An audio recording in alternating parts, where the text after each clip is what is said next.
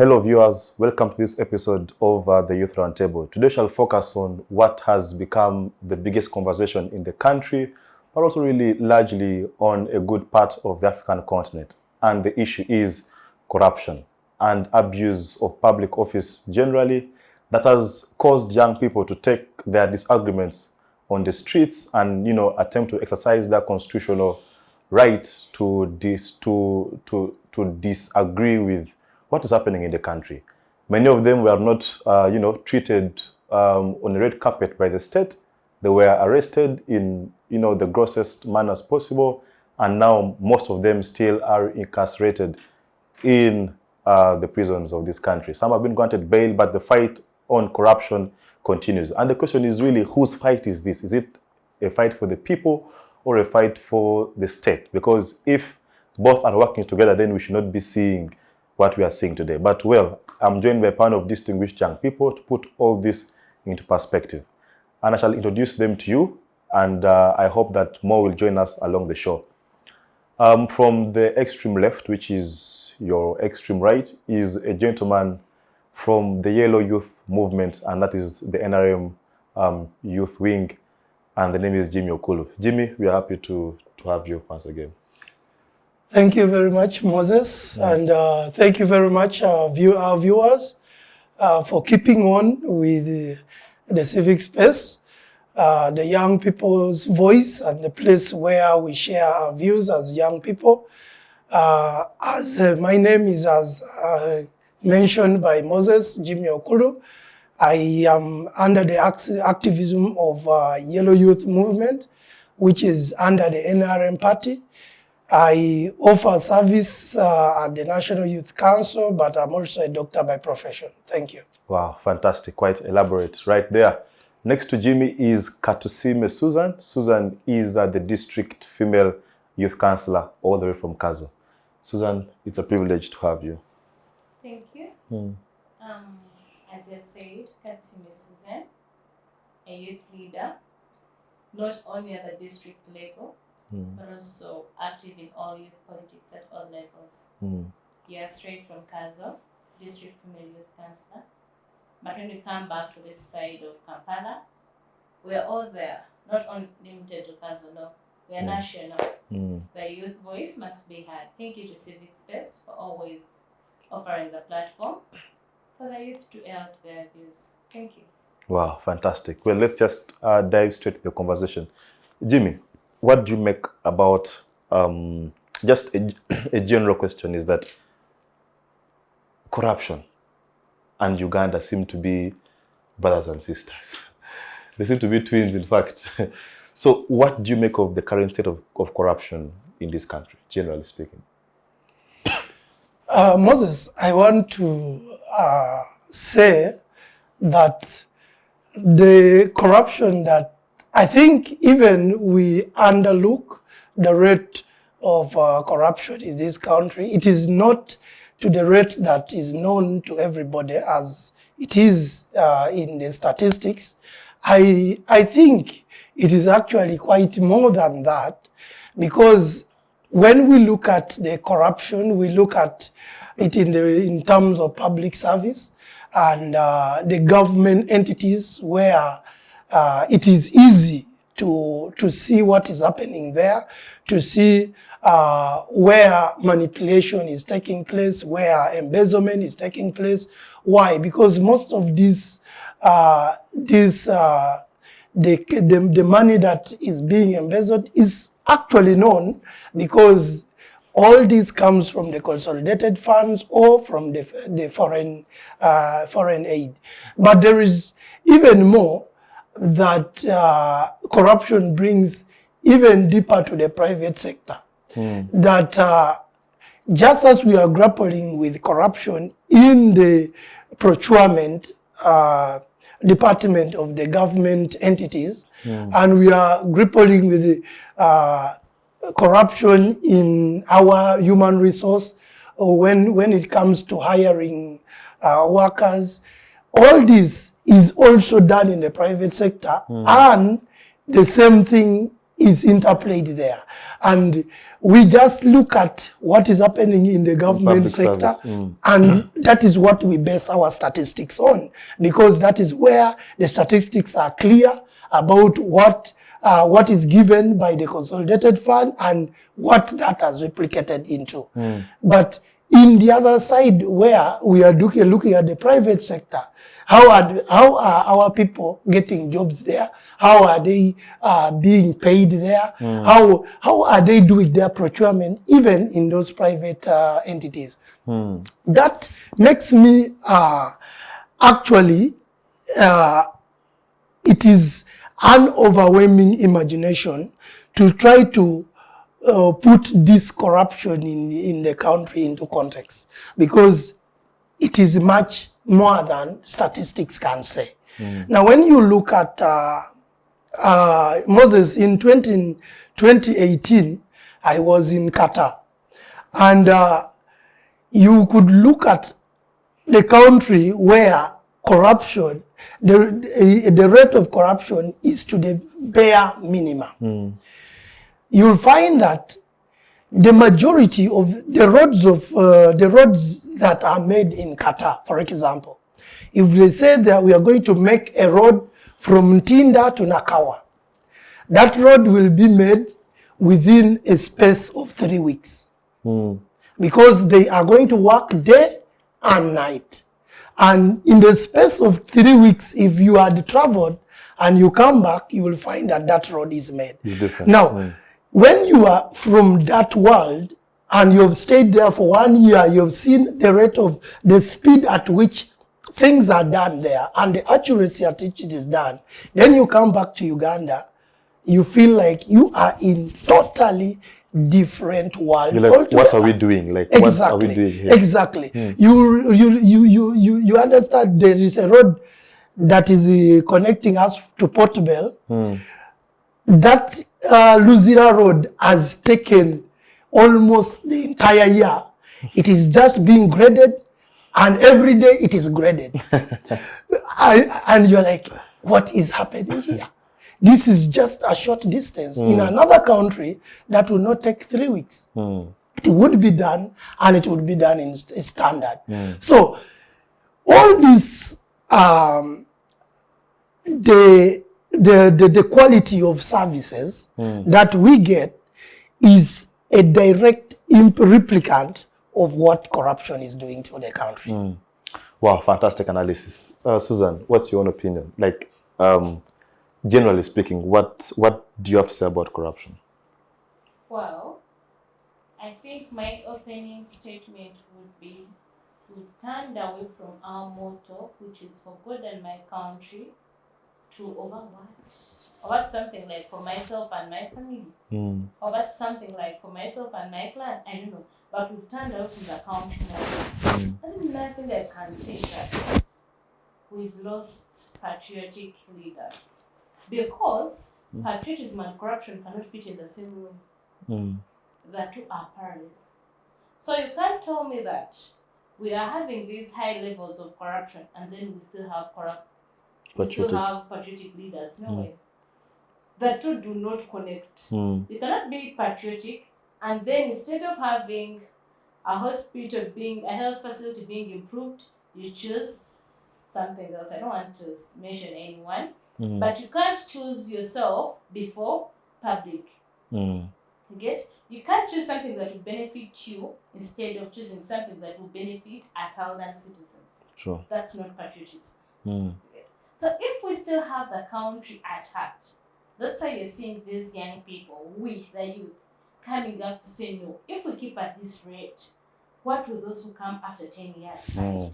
Will they really find anything? No. If right now everyone in high positions in power decide to say, let me struggle and get something for my family, not something which is even small, something big, shall we really find something in the 10 years? Someone says they've eaten the leaves, they've eaten the branches, the stems, they're now on the roots. So what will the people, what will our children? Okay, fine. What shall we tell them if we don't rise up against this corruption? Because now, stealing government funds for personal use, misappropriating, that word is good, so good, eh? Misappropriation. Huh? Say it, Moses. Misappropriation. People that side have issues. We want you, please, some of us. Public funds, Yeah. the way you divide them to different departments and sectors, it's not fair at all. Because you're still trying to win the favor of the people in your region or in your district. And so because you're in power, you feel everything should go that way. But you're not sure that your daughter will still get married in your region. Now, if she crosses to this other region, where the services didn't reach because of corruption, would she get fair services? No. With corruption, you cannot get equal quality services. And that's what we deserve as citizens. It's not a matter of service delivery. No, there should be quality services delivered. If it's a road and supposed to have climbing lane, you don't have to eat it.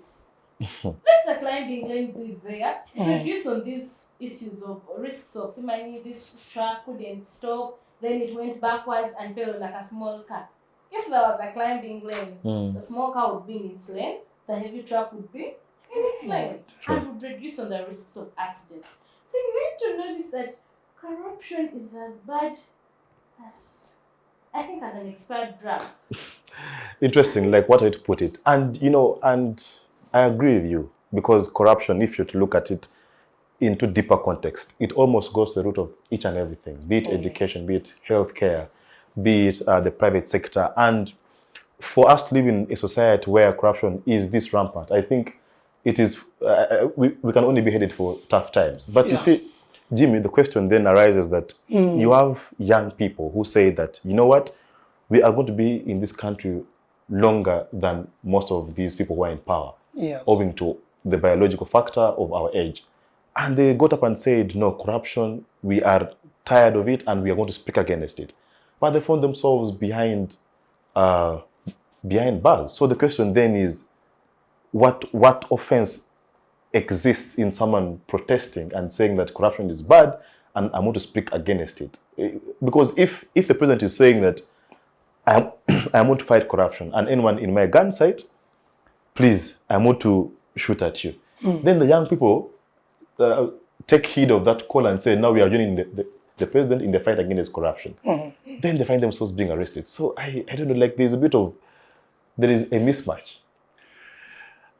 Moses, I think we were all in here when all these incidents were happening, and but when we look at the context of the demonstration, now, given the fact that we had a demonstration here in our neighborhood, and the young people rose in Kenya and said, no, it is unfair.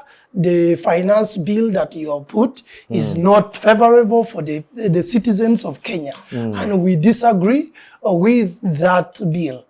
And you saw, that was the opening cause. It seemed like it was the only cause that the Kenyan young people had. And then the finance bill is dropped. The president says, I will not sign it. So he seemed to have solved the problem. Then the young people rise again and say, no, we are also not satisfied with your cabinet. It is not working well. We believe they are not working well. And the president comes in response and said, no, I am going to remove the cabinet. And then they said, now we are not satisfied with the president. And you see the transaction that cause is taking. It has now reached Ruto must go. So it reaches Ruto must go. And we are watching here. The president is watching. And he's seeing these young people forcing the head of state to act according to their wish. So But shouldn't that be exactly the case? Because it should be. Article 1, power belongs to the people. Yes. So if the people want this, then yes, Moses, yes. it should be. But if the young people tomorrow rises up and say, okay, we don't want anybody in Mulago Hospital, we cannot say now because the young people say so. Let us push away all the patients in the street. Exactly. If the young people rise up. So meaning the point is the demands must be reasonable. Exactly. It should be reasonable. And it should be regulated at a time. If the young people of Kenya will say we are satisfied because our president has listened to us.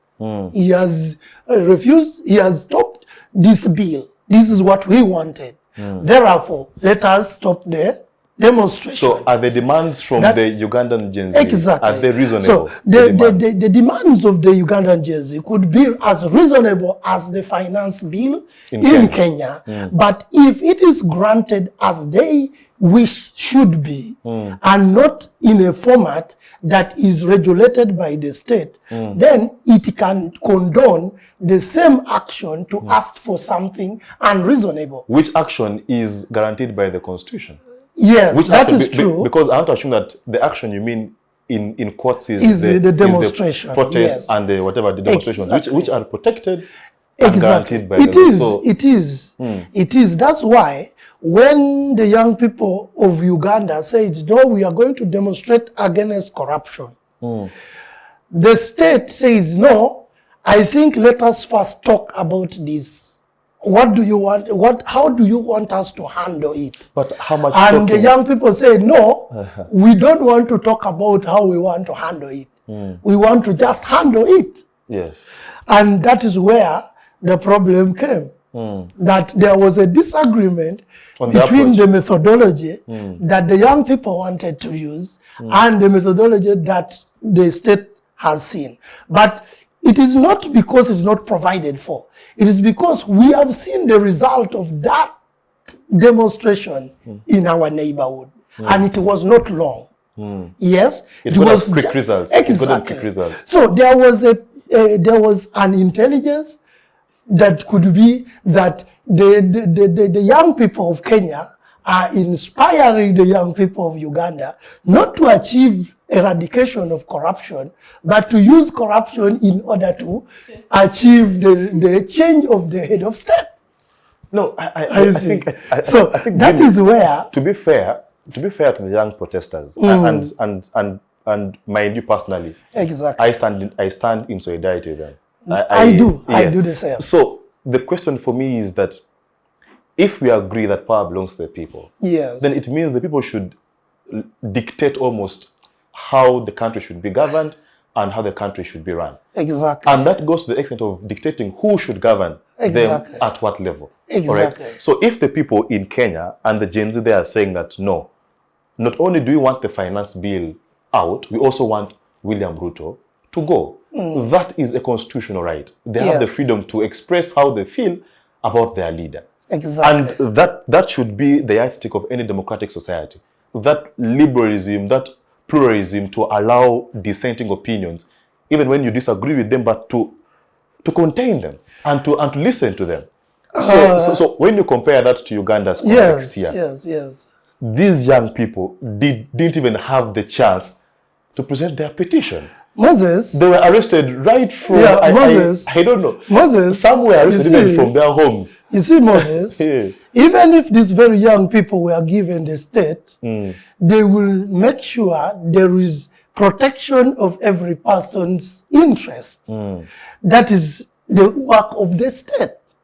To make sure that, you see, yes, I appreciate the protesters of Uganda were deterred from destroying anything, so nothing was destroyed. But these were peaceful we don't know the end. We don't know the end. They're holding placards. So, no, listen, when it happened in Kenya, they thought it was placards until they took away every instrument of power from the parliament. And even burnt down. Exactly. Exactly. But at the beginning, Ruto thought it was a peaceful protest.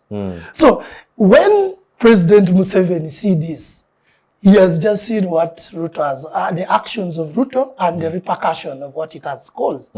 He's now in the beginning of the movie. We have rewind it. And you want him to play it the same way? Would you be a wise leader? No, you see, because two things for me. Yes, Two things for me. Yes. Because what should the state have done in the first place? Because these were peaceful protesters. Yes. The least that they should have done was what the Kenyan security forces did, which was to first of all allow these protesters to first of all express themselves. Exactly. All right? And then when they determine that these protesters are getting out of hand, then they can begin to gradually apply some level of but see? These were peaceful protesters. Some were arrested for merely holding a manila paper. Moses, did anybody lose their life in Ugandan protest? No. Did someone lose their life in Kenyan protest? Yes. That is their problem. Okay. That you allow them until there is a gravity whose deterrent may lead to loss of life. I get that. Okay. So that's why in Uganda we say no. We engage, the government engage the young people prior to the protest. Before even the protest started. Okay. A day before. They say no. Okay. First wait. It is like if you have a son. What results has dialogue yielded in the past in the fight against corruption? Exactly. That is the same thing that we needed to discuss. That, you government, you have engaged us. We wanted to take this route. You have said we talk.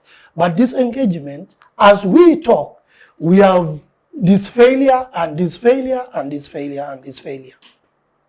And therefore, you can be able to advise on the next, what is the next step we can take. But you're asking the government who we are accusing of corruption to guide us on the step. It's like it is not plausible because the person, the group who we are saying is corrupt, and we must either censure them or deal with them somehow, cannot be the same group to tell us how to approach the issue. Moses. All right? But I want to bring in Susan. Yes, please. Susan, of course I will invite your comments on the same matter, but also the president in his address mentioned that like these young people are being influenced, or there is imperial peddling in the national affairs and all these things. And people were blown up because there are those who are saying that our healthcare, our education is funded by the foreigners that now the president is castigating for allegedly funding these young protesters. So I don't know, your comment about the way the state treated the protesters, but also the president's assertion that there is foreign interest and foreign meddling, and that is why we are seeing these protests. Exactly. Thank you. Please. Now I'm saying you. Please, go ahead. Please do. Looking at our scenario, I want to compare it with Kenya. When did we last have any group granted a good letter, permission to do a peaceful protest? When was that in Uganda? We saw a group from Sechekubo's constituency being given a red carpet to Parliament. On Monday there was a protest in Lira. Peaceful protest by women in Lira. It was. Lira City. Did the police guarantee it? Yes, they guaranteed them to go ahead. What was the issue? And did the protest. Their issue was to appreciate the Honorable Minister for Health and then to appreciate the President. Those ones will be given a red carpet. Those ones will get a red carpet. You are saying which one has been guaranteed? I have to say there are people in courts who are misguiding the young people, funding them, giving them small monies to go on and protest against corruption was an injustice. It was a word of sorrow to us, the young people. Because why? You mean we can't express our discontent? You mean we can't show that we are really not happy with you? You mean we first need foreign influence for us to show you, like, look, the services are really wanting. You get? Yeah. The speaker coming up to say, we are fighting against corruption because the parliament didn't pass the anti-homosexual bill. How do the two really connect? How? So the issue of them finding excuses and something to blame here and there is not what we are looking for. And by the way, not about to stop. Youth coming up to write letters of requesting for a peaceful protest, and then the police have to sit you down. You know, you guys look, you're young, you have a future ahead. What future when you've eaten the stem, the branches, and only the roots are left and you're following them? So what future are you telling me about? When I can't even afford housing for myself and my children because of corruption? You get? When we can't even get a hospital where to give back from because of corruption? Remember, the beds are never enough in any government hospital. Never enough. How come in the private hospitals the beds seem to be enough? Why? Because you've eaten everything. You've eaten the bed, the mattress, and the pillow. And you're telling us, the police are like, look, young people, we shall beat you. And they were very open by this time. But how come, despite the warnings and the threats, how come we still came up on the streets? Means it's enough. We usually say it has reached my nerves. Okay? Because you're trying to show us that you're protecting our future, but we're not seeing the future we are protecting. You get? So what are you protecting? Here we come to show you our discontent, and you're all into the president's ears, telling him lies of how the young people are being misled. Appeasers, pleasing the master. You know, that's how we call it. So that the master can add something nice or say in his favor. Pleasing the master. When you know the truth, is that the best response we can get? Okay, because I think the broader question to me is that yes, the torch is being put at Parliament, but Parliament, I think, represents just a snippet of the broader issue. I think if you're to go in MDAs, in ministries, departments, and agencies, and even the private sector, like Jimmy said, there is gross corruption. So it appears to be a structural issue, and that dealing with it might not need us only saying, okay, ABCD must resign, but rather like changing maybe our behavior and how we perceive things. Because we have had ministers censured for corruption. I think the Gavi Fund issue in 2005, ministers were censured out of Parliament. So how different is a censure from someone resigning? So did the censure of those ministers stop corruption? I don't think so. So the question of corruption, I think, has gone deeper. It is structural, and we need to change our behavior, our perception, because it goes as deep as the family level. Exactly. Because you see, you know, a child goes to school, they ask him for a book, the book is say 20,000. He will tell the mom, the book is 22,000. The mom will tell the dad, oh, the book is 25,000. And the cycle continues. So, okay, the question is, are we approaching it in the right way? Yes, I'll tell you yes. Okay. Why? There is always what we call the head. The head. And anything to die out should start with the head. The fish begins to rot from the top. Thank you. The head. So that's why most young people are like, let's start with the parliament. So yours is a top-bottom approach, not bottom-up. We learn more by seeing than hearing. You get? If I want you to look at this from our kids. Yes. You tell her, stop drinking that wine. But because every day she sees you pouring in your glass, it's that curiosity that will always push her to also pour a little like you pour. And test. At the end of it all, she'll get the confidence to even pour that wine when you're seated there watching. Be like, what doesn't harm you can't harm me. Right now we have corrupt youth. Why? They've seen their fathers and mothers being corrupt. They've seen their mothers embezzle public funds in broad daylight. Keep this back. This money is stolen. Keep it. You get? And you expect that youth not to be corrupt when they grow up. You get? They've seen favoritism work in their favor. And you think they want to be fair to others? You get? So what we've seen and what we've grown up seeing is what actually, I mean, call it the breeding ground for corruption. The head. The head. The moment they bring to you your daughter for having done something bad, and you defend her in front of those people, thinking you will discipline her when the people have left, you're lying. You've created an impression already. It's like hiding a leopard because brother Jimmy is chasing it, you give it shelter. When Jimmy is left, that leopard will turn against you. You thought you were giving it shelter against Jimmy, but here it is turning against you. The breeding ground for corruption It's so fertile. is at the top. Okay? Yeah. Because there is no way the minister in charge of finance will come down to ask the cow for a clear accountability. When at the top level, there is no accountability. So live by an example. Okay.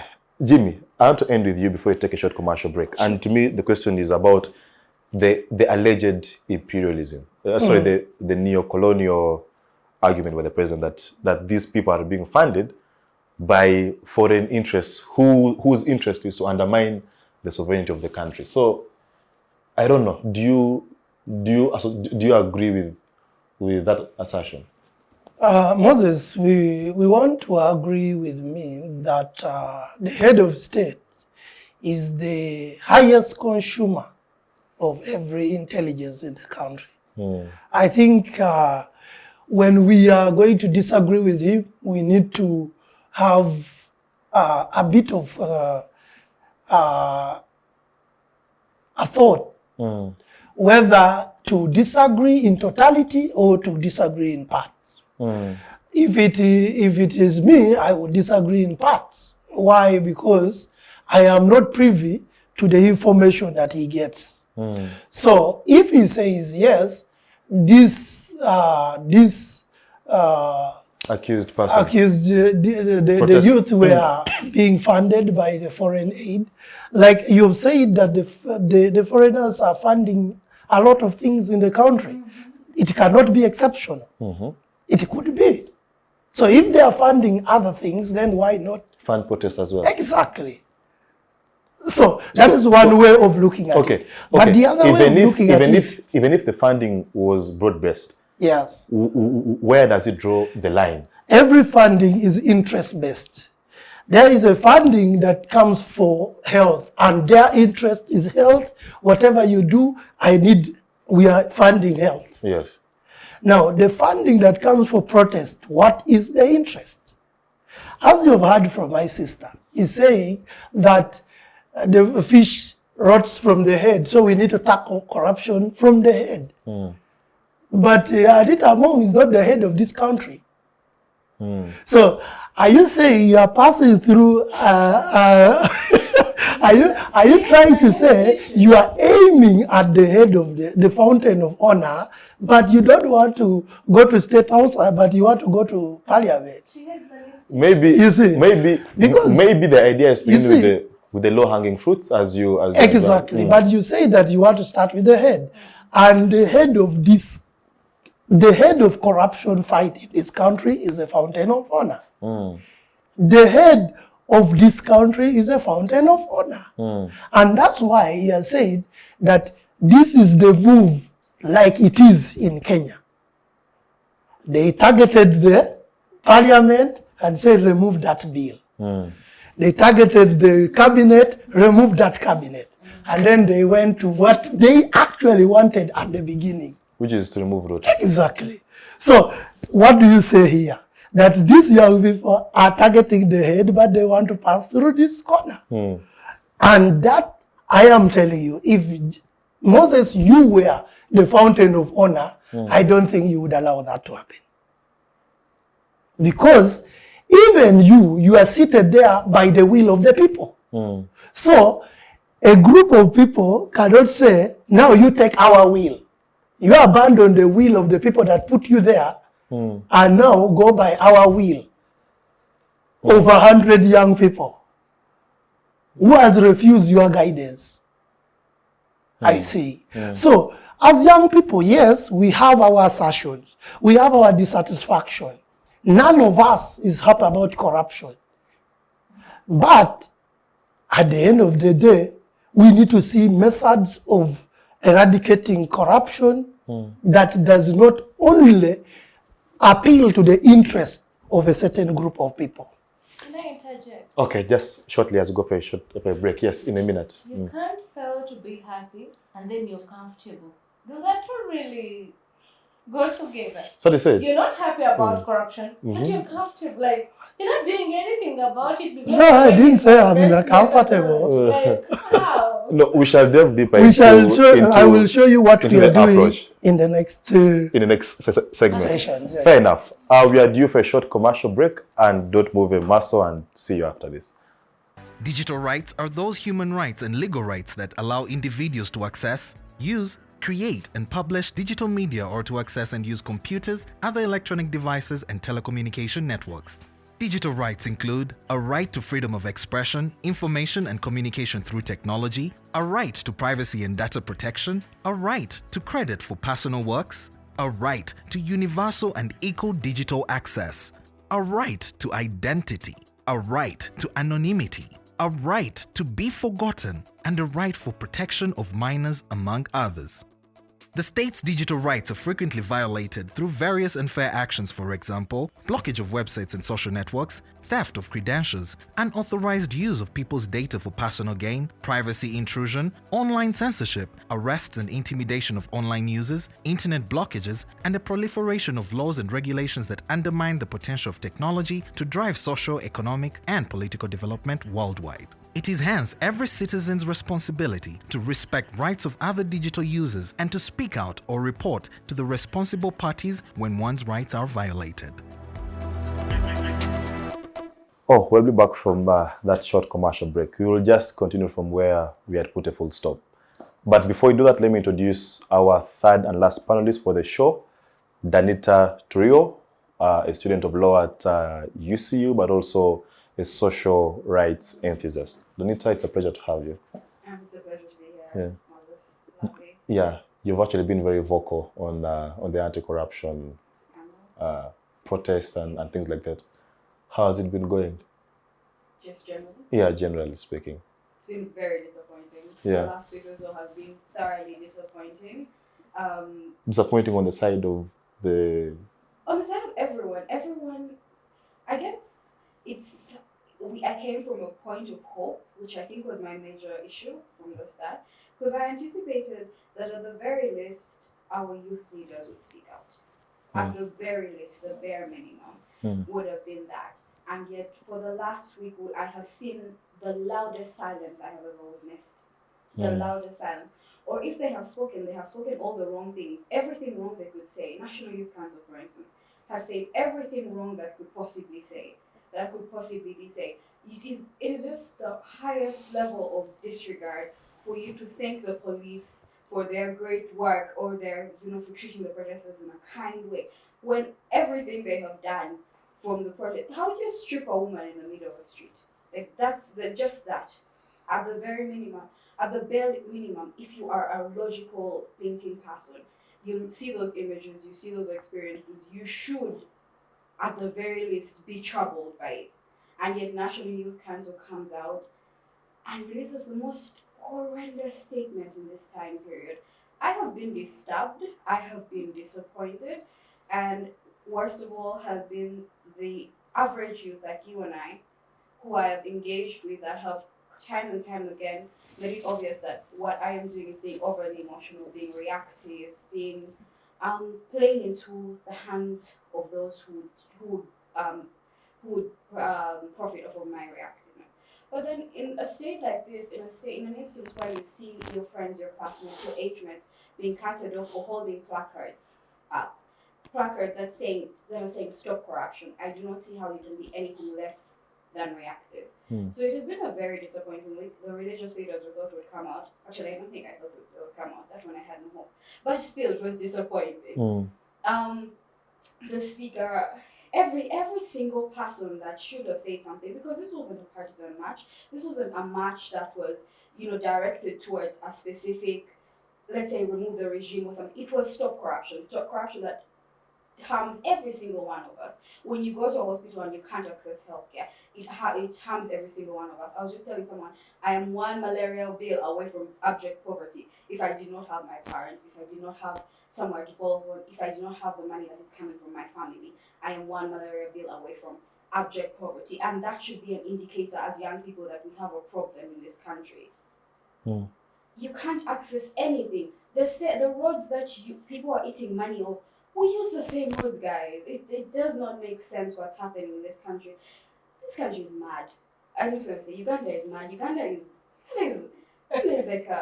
is like a prison. It's an entrapment. It's like hell. But we found ourselves here. I don't know if this is the afterlife that the tormentors had to go to, but this is not a normal place, people. Yeah. This is not a normal place. No place.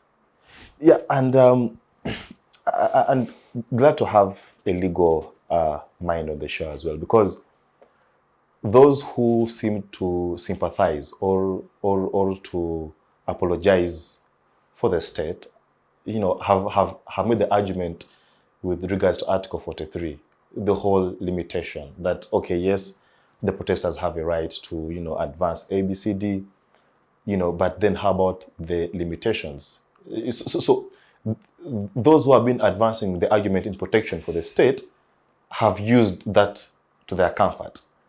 So as a young person, is there some bit of a lacuna? Is there a clawback clause where we give you a right and then take it a bit, we give you a right with one hand and take it away with another hand?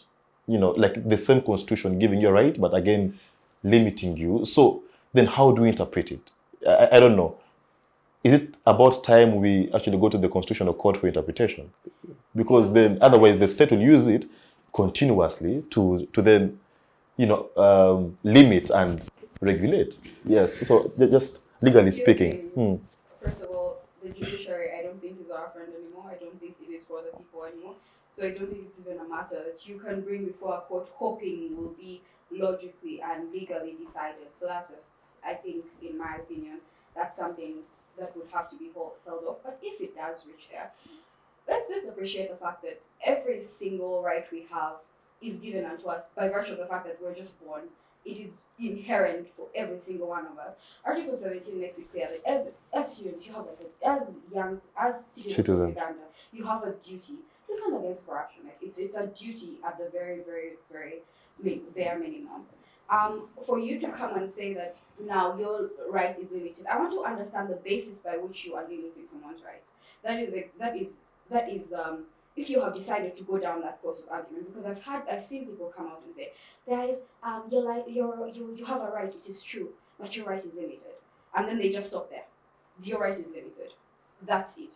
No one comes and tells you, oh, your right is limited, because typically we would understand your right is limited because you just started encroaching on someone else's right, like their right to life. That's when, oh, you've started threatening people's lives.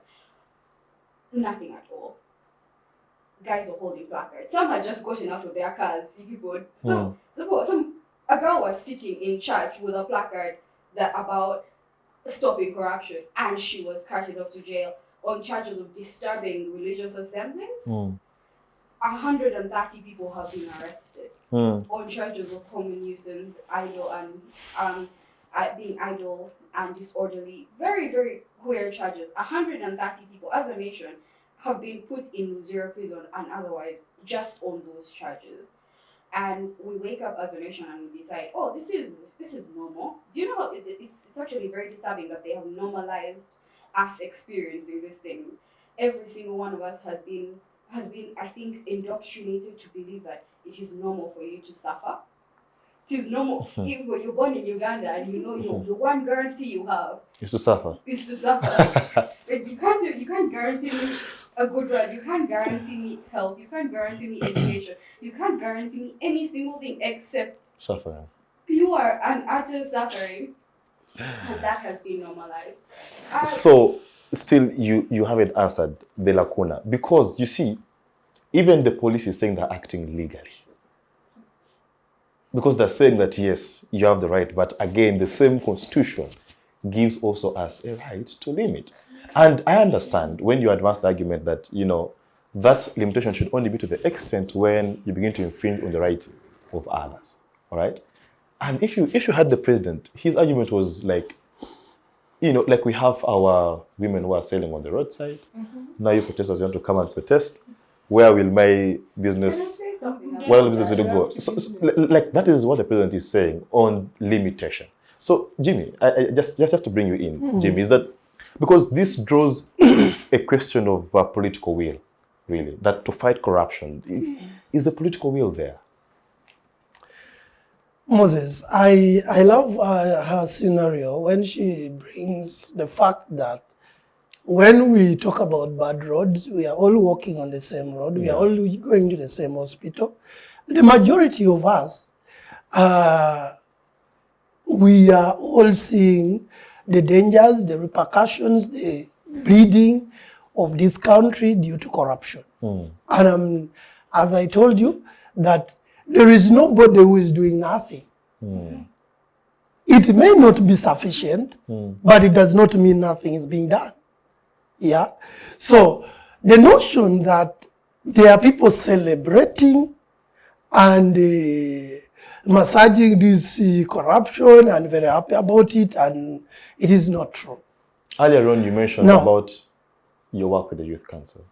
She had she mentioned the Youth Council. About now, the letter that... Yes, my chairman wrote a letter, and he tried to show how the police, just as I asked you earlier on, that if you see the precedents of the different demonstrations that have happened before, you look at the brutality that has happened before, and you look at what has happened in this particular protest, you can see that, yes, the handling may not have been the best, but it has also not been the worst. Okay, first of all, do you agree that even the arrests themselves were unlawful? No. Even before we discuss the nature of arrest, the arrest in itself was unlawful. Exactly. Before we go to the lawfulness or unlawfulness if we agree of the arrest, if we agree that the arrests were unlawful, then it is obiter to discuss whether they were done in a good way listen, Moses. Right here, we are in here. If the police gets information that there is something we are doing here that could be harmful to the country or to the people that are around here, they could come and arrest us. Preventive arrest. Exactly. So whether that arrest is lawful or is unlawful, it is going to be decided when you are being arrested. I see. And that, you cannot say you cannot arrest me because it is unlawful. No, we are going to decide whether it is lawful or unlawful in the court of law. Yeah? And as you have been asking her, that yes, the Constitution may give you liberties to do certain things in your own way, but also will restrain you as far as your neighbors are concerned. Or it may restrain you as far as the sovereignty of that nation is concerned. Yeah. So, just as I was explaining here. Okay, so the young people who stood on Oasis Mall, on that building and held placards, what right had they infringed of other citizens? Was just walking around and was arrested with them. Okay. What right of other citizens had they infringed upon? Yes. Now, I know you have legal minds. I have a medical background, so I may not. But when I draw from the different analysis, when we met Kano Nakalema, she explained to us. You actually even met her after the protest? Yeah, we did. That's why the protesters are getting out. No, because we had to, because of the legal process, but we had to. Exactly, we had to reach out and show that we care about the young people that are in the prison. Yes, some people say it by the chairman issuing a letter, it showed that he did not care. So it is the chairman. Kano Nakalema responsible for the granting of bail of this suspect?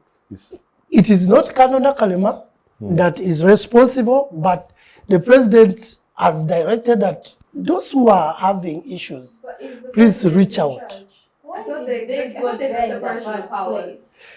Now, I was still explaining the reason for those. For the years. Yes.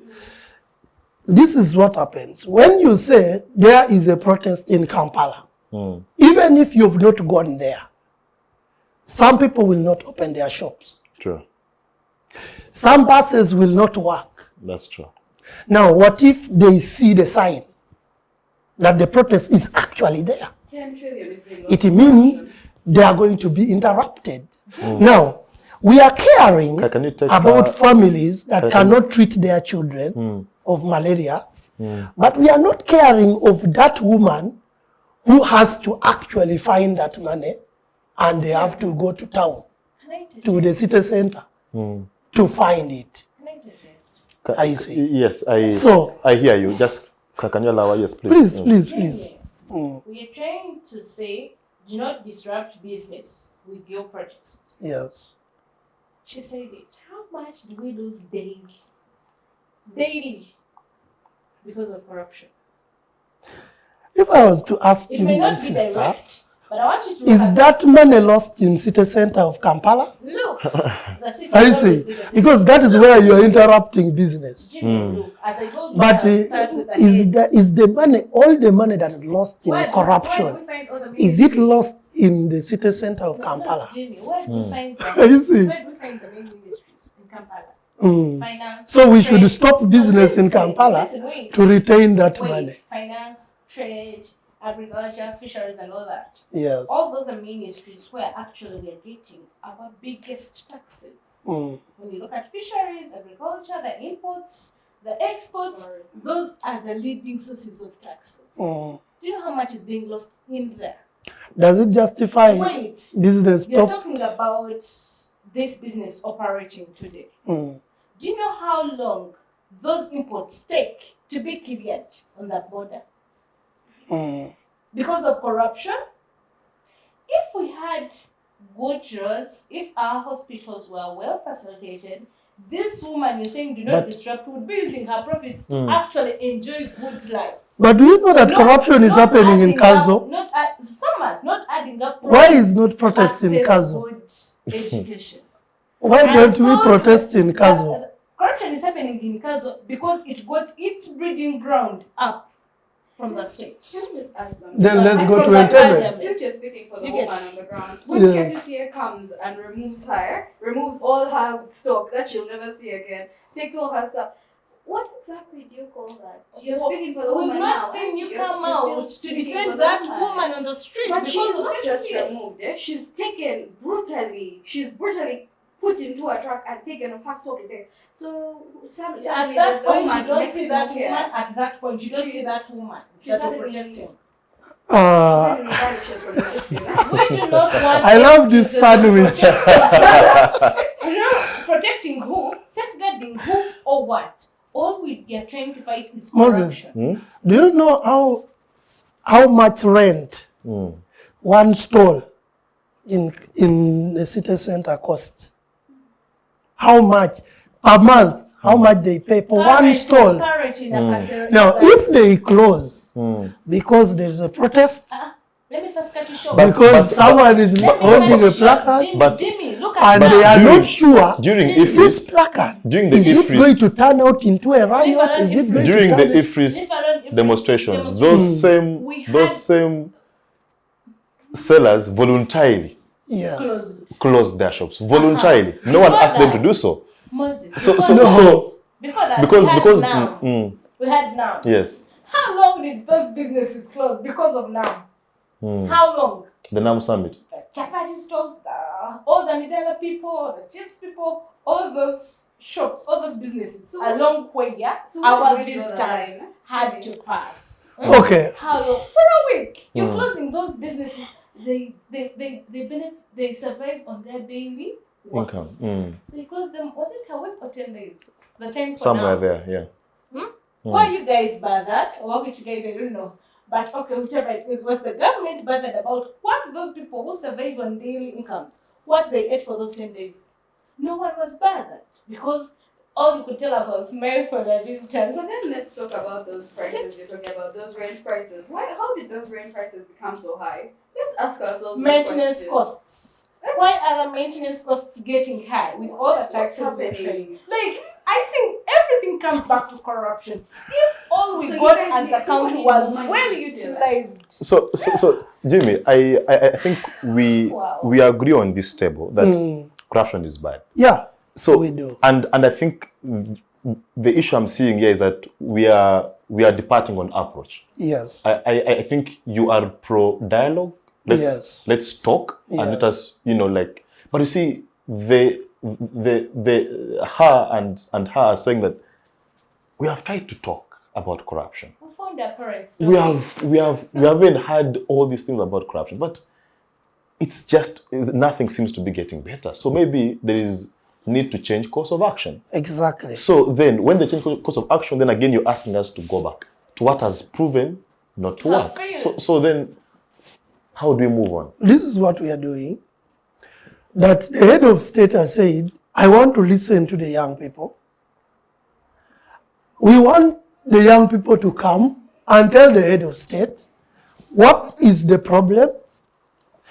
If you think by... But Jimmy, listen, if the young people say that the president is the biggest consumer of intelligence. Yes, that's what I'm saying. So are you saying that he doesn't know what the are trying to tell? Yes, because that is why you are reading the placard, because you are telling him. Yes. You are saying you don't know. So we want you now to come and tell him. We have told him already. Now listen, the placards and everything. No, you what see, we want is not going to take action. You see, not Moses, inviting us to go to Kololo. You see, Moses and my sit sister. somewhere.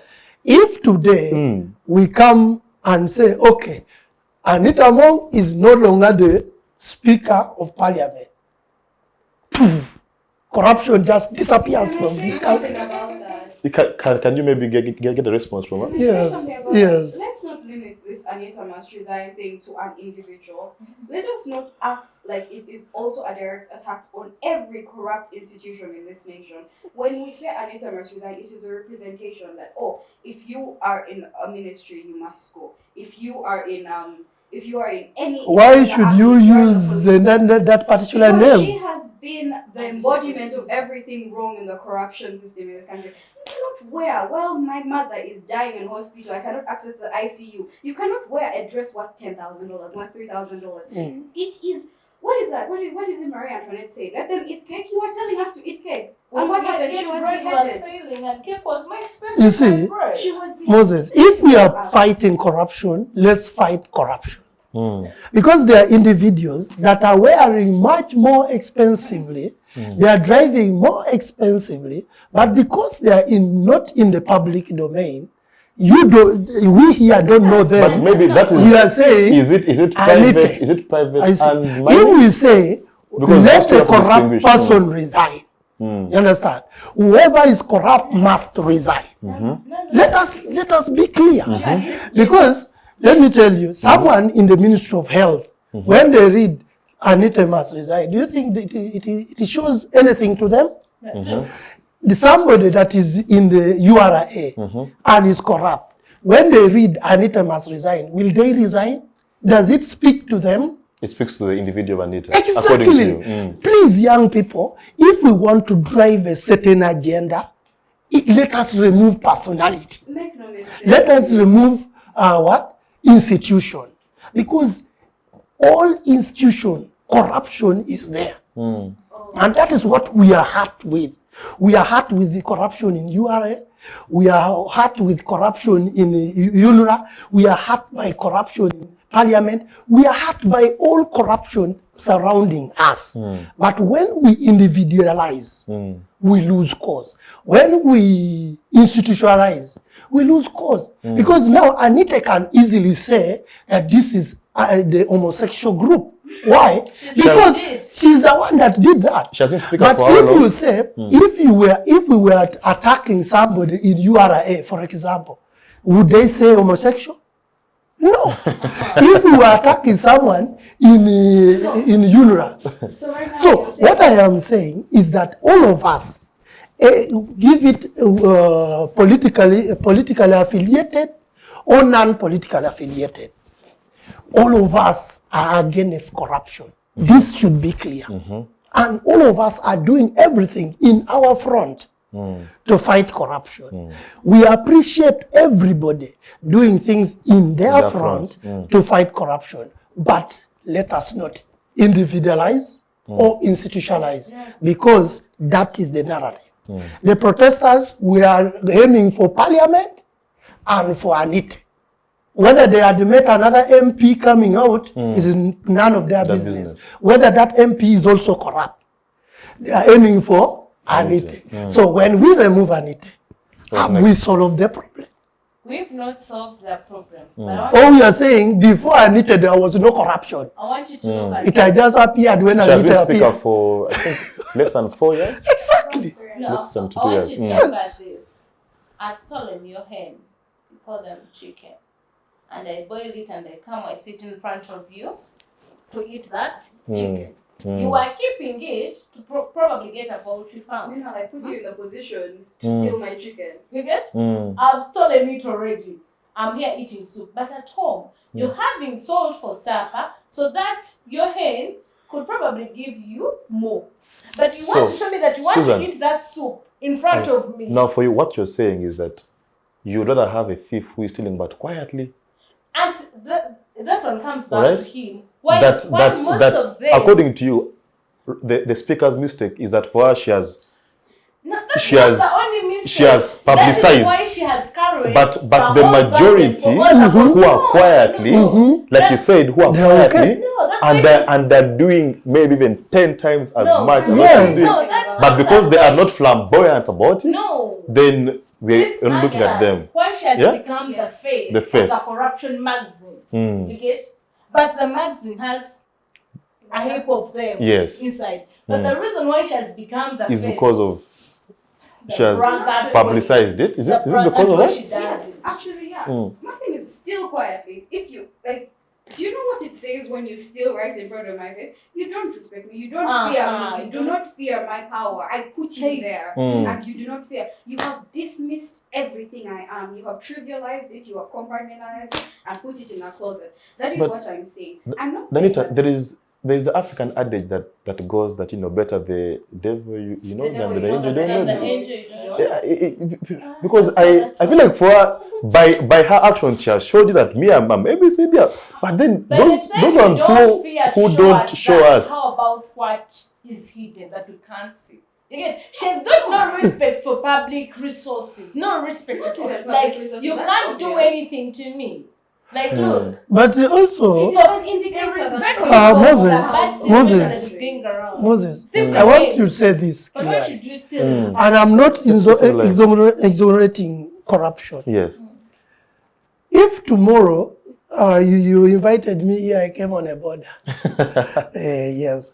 But if tomorrow I come here with a car, then you say, this man worked in the NYC for 3 months, now he's driving a car. Then the next day, I change my phone, I buy the one of 4 million. Say now, this guy is corrupt. Why? Because he has changed the phone, he has changed the car, and I am not exaggerating. I am saying somebody's the clothes that someone wears. Yes, Anita could be corrupt if proven so. But we cannot prove it by her clothes. To be sincere, we cannot use somebody's clothes to say you stole the money.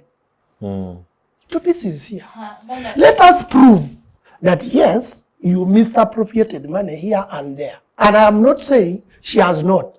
I am saying her clothes cannot be the proof that somebody has stolen money. You are arguing Article 28, the presumption of innocence. Exactly. Until she's because let me tell you, we are going to begin to call all our neighbors what? Thieves. Why? Because they have been able to buy something good. The neighbor was eating beans, now today he has eaten meat. The corrupt man. Exactly. My ship is lost. What is happening? The coincidence, huh? Are you correcting that too? The coincidence. Yes, your ship is lost. I'm eating meat. Disappears. Yes. Yes. But prove I did not buy the chicken I am eating. Please prove it. Before you call me a thief. You have the burden. Yes. It can be a coincidence. It can be a coincidence. Now look, Jimmy, look. Moses, it can be a coincidence that the day I have bought the Your meat, chicken. Why Someone your else chicken took gets yours. lost. That's Someone my else point. took yours. Yeah. So before you call me a thief, first be able to prove that this chicken I am eating is yours that is lost. Jimmy, I just have one question. Wait. You understand? Because a lot of things, and this I am telling you, I'm not saying corruption is not happening. I'm not saying she's not, Jimmy, and I'm not saying she is. Okay, Jimmy. But I'm saying let us prove every corrupt. Okay. And let us fight Let me them. ask Jimmy something. Fair enough. Let me ask No, Jimmy first hold up, Jimmy. Because Jimmy has asked us to do two things. One is to prove that these people are corrupt. And if they are corrupt, then we take action against them. Yes. We have individuals in this country where the courts have found them guilty of corruption. Like the Gavi Funds issue. Exactly. These ministers, after being convicted of corruption, Yes. served in our cabinet. How I wish the placard was having those people's names. No. These are Exactly. Because they are proven. No. Because you see, Jimmy, They have been proven my question to us is the political will. And Yes. Danita, the political will to fight corruption in this country, does it exist? Amongst you. Among anyone. It could be even amongst us, the citizens. Because even we, the people, are not exactly, our hands are not clean. And you know, the principle of equity is he who comes before equity must come with clean hands. Even as the people, we are not clean ourselves. Because if you're to look at, for example, the electoral cycle, how the population, demands the politicians for money and for goodies here and there. What do we expect if that's how we treat the candidates? How do you expect them to behave any better when they occupy offices of power? I think you guys are So we are also as guilty as charged. No, it's The true. people, I would ask either by action or by omission. Yeah, but I would like to understand how we got here as people. How we got to a place where you're coming to an MP or someone who's standing before you and you're asking them, and they're expected to give you a bow. So, like some salt, some sugar, the bare minimum. How we have commercialized the political process. It all comes down to the economy. You're not going to tell me someone who lives every day hand to mouth. If they're even lucky, their hand reaches their mouth. Some days, every day they're living hand to mouth, that they will act any differently when an opportunity is presented before them. It all comes down to the fact that this is make no mistake, this has been a well orchestrated system. Everything in this country is exactly how one man and his group of lackeys want it to be.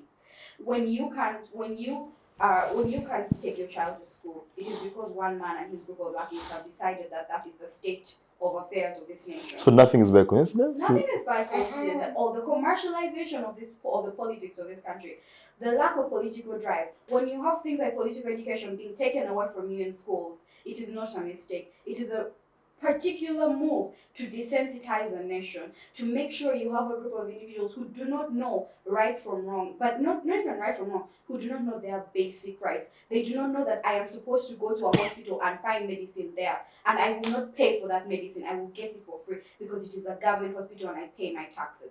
People do not know these things, and it has been a particular move by someone in power. Everything in this country is well orchestrated. You might think you're there by accident, but someone that is moving chess pieces and you are the chess piece. You are a pawn in someone's game. And that is why I wonder why people are not angry enough. But then I realize people are not angry enough because someone has decided people will not be angry enough. They will be scared. They will be silenced. They will be unaware. They will be everything but what they should be for this country to be what it needs to be and what it could potentially be. Everything in this country is not a mistake. The fact that NGOs are going out, the fact that funding has been cut off for NGOs are providing basic services. You can't access legal aid. There's an NGO that's providing legal aid for you. NGOs are shutting down in mass because organizations like DGF have been shut down in the country. Some of our greatest standards, and it was not a mistake. It was well orchestrated, because someone must have their hand in every ball in this country to make sure that it is moving exactly how they want it to move. The lack of political will in this country, it's a sad thing. It is a very, very clear thing, and it is a thing that it is worrying, but it is also exactly what it should be. It is exactly what it should be. I was speaking to someone. What hurts me the most is when I see young people like you and I that do not know what is happening. All these posts I've been putting out, or all this is happening, and someone texts me, Danita, what's happening in the country? You guys, that is shameful. As a young person with data to message me, you must know what is happening in your country. It is the duty of every citizen to know what is happening in their country. But we have guys scrolling through TikTok, because it also comes down to an escapist mentality. People are trying to escape their reality. When I go out and nothing good is happening, of course I'm gonna go on my phone and scroll through TikTok where happy things are happening. It has been well orchestrated that I have to find a mode of escape in this country from everything that is happening around me. Whether that escape is me reading a random novel that is unrelated to politics, or that escape is TV, some random TV show that is not related to politics, or it's sports, or it's everything but what is pertinent is an escape, because the reality is so dreadful that your mind cannot process it. As if we sit down and start processing everything that's going on in this country, if we break it down piece by piece, I guarantee you there will be more depressed Ugandans than they are now, because it seems like a hellish venture, somewhere you cannot escape, and it is all well orchestrated. An escapist mentality, a poorly educated citizenry, a politically unaware citizenry that cannot access electricity to go and watch a television show or hear a radio or anything of that kind. Everything is well orchestrated. You can't even buy batteries for that one radio you have at home to listen to what's happening on the news. Everything in this country is as it should be, and you should be angry because one man is doing it, and one man and his group of people. So be angry, you guys. Seriously, some of us should be more angry than others. Susan, let me get to you because this is quite getting interesting. But here's the thing for me, is that just what is the implication of, because we might recall our history going back to the Arab Spring, Tunisia, Egypt, and etc. Is that, for example, let's pick out Egypt, whereby the government sort of curtailed every form of expression. People began to organize themselves in mosques, and that led to the Muslim Brotherhood. That later on came up and toppled a regime and sparked off the Arab Spring.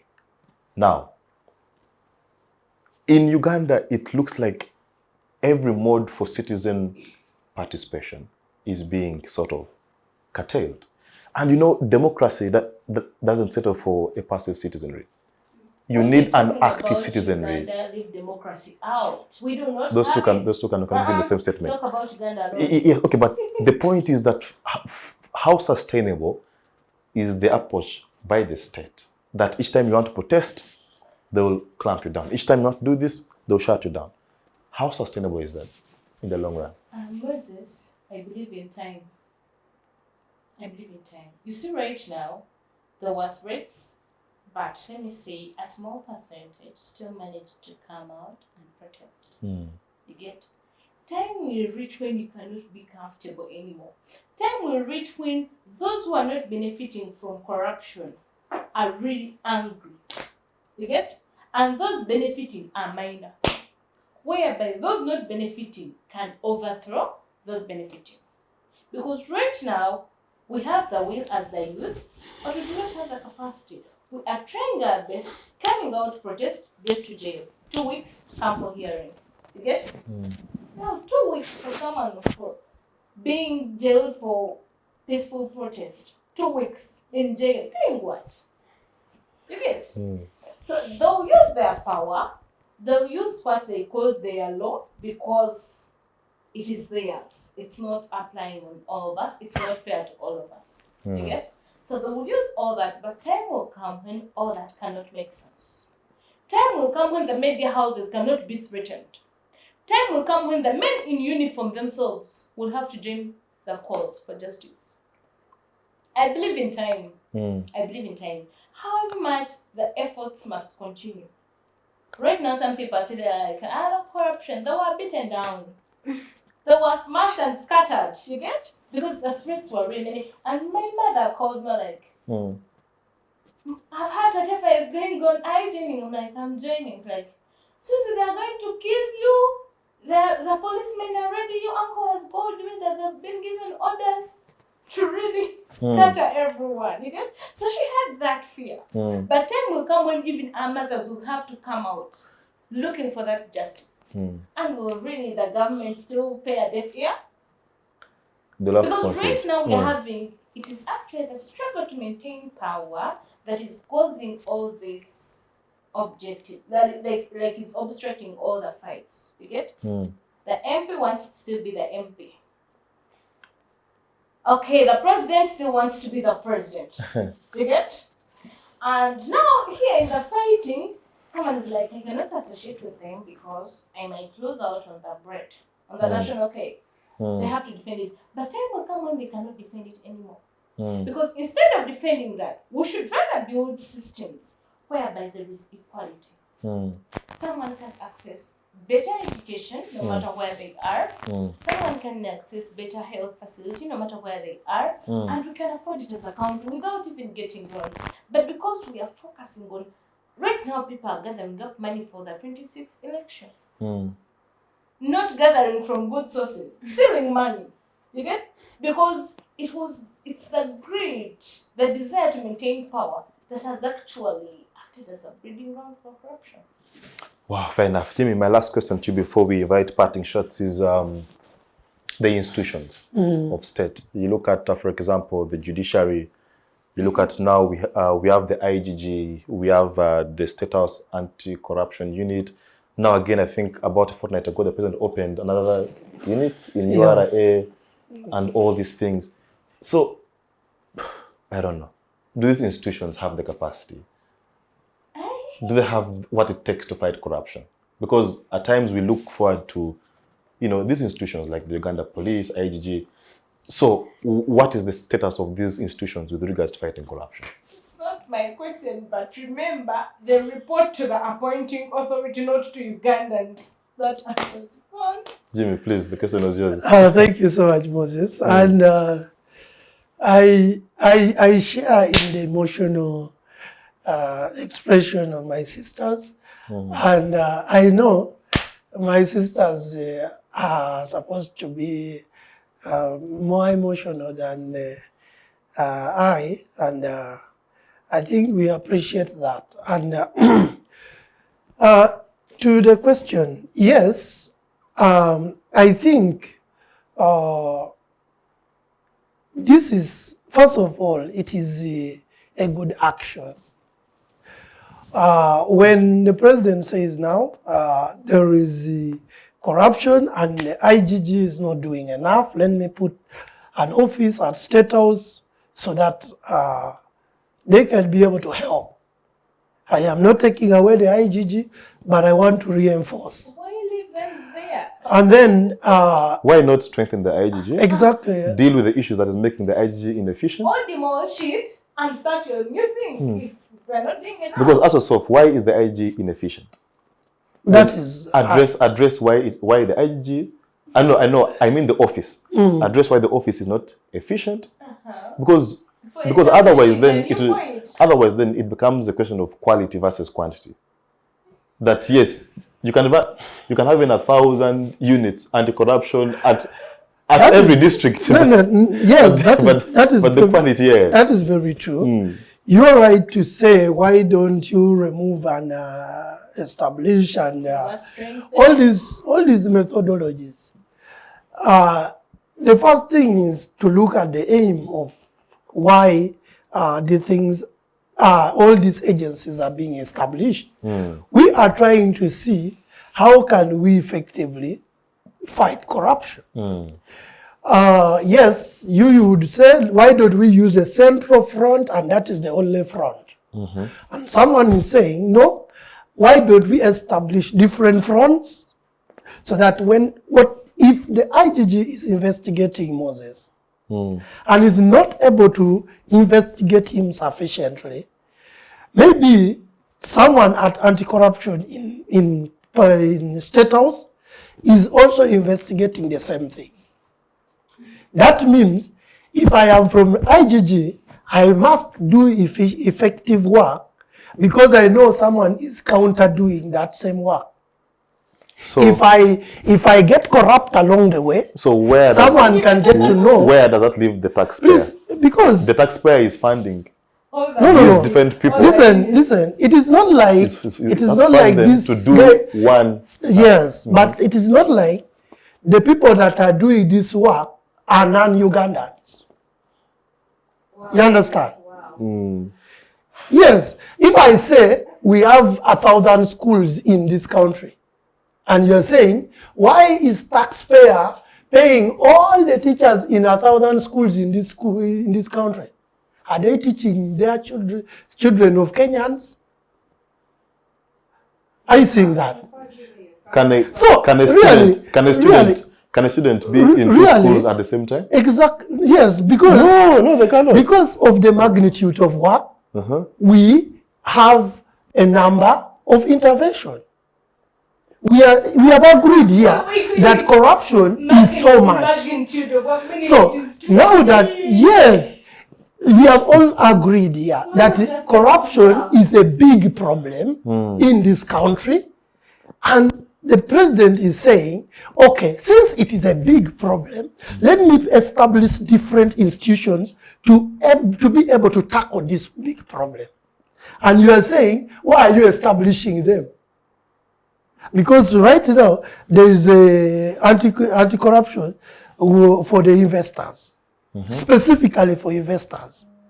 So that we are seeing that how can we close all the gaps?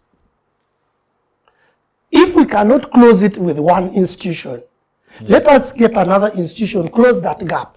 This institution, close that gap, so that we can be able to tackle this vice called corruption. This is the political will that we are saying is not there. But when we are saying no political will at all, no, there is action being taken. It may not be sufficient. We all agree that it is not sufficient, but it is not true that it is not there. I see. Moses, you are the secretary for Labor Affairs in the National Youth Council. Would somebody stand and say, Moses, you did nothing in that position for the 4 years you've been there? But would they say you have done everything? Exactly. It's 38 In humanity, we have insufficiency.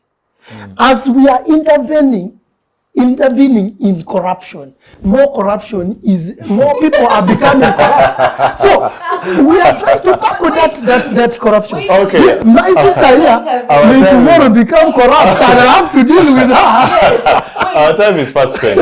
Can you preserve that? We have more corruption. That is mushrooming. Do we really know the causes of corruption in our country? Because we are addressing effects now. Okay. Can you reserve that for your parting shot? So, colleagues, our time is fast spent. I'll give us all just 90 seconds, and I'll be very strict on that, to give us your parting shots. Let's look to the camera and give us your parting shots on this matter. I'll begin with Danita, Jimmy, and end with Susan.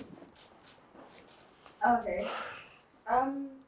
This has been a very disheartening conversation. I've had certain views that have really shaken me because it is an indicator of the status quo of this country.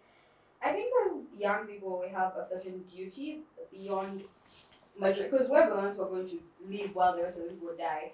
We have a certain duty as young people to, at the very least, educate ourselves on what's happening in our country, of our rights, of the basic duties of those around us, and to become angry. I have said this over and over again, be angry. You can't suffer. Your lot in life can't be to suffer. That cannot be what God intended when He put you in this place. It can't be the only thing you have. Yet right now it is the only thing young people have. So be angry, educate yourself. People can't wake up and decide that they want to spend thousands of dollars on like a really, really, really really, really, really ghetto party, but that is really expensive at your cost. Every single one of us is just one wrong move away from abject poverty, and it's depressing. So just be angry, educate yourself. I really liked the show. I really liked some of the people here. But let me just say that we also have a duty to have a certain level of integrity. You cannot defend the indefensible and sit there and think that your life is going to be okay.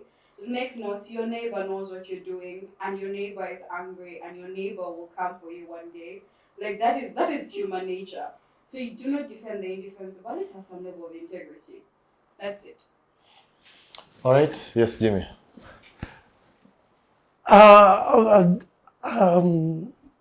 Dear viewers, I want to say that it is unfortunate that we have been encompassed by this vice called corruption in our different fronts. I encourage you, my sister, my brother, let us desist, first of all, from engaging into any corrupt tendencies,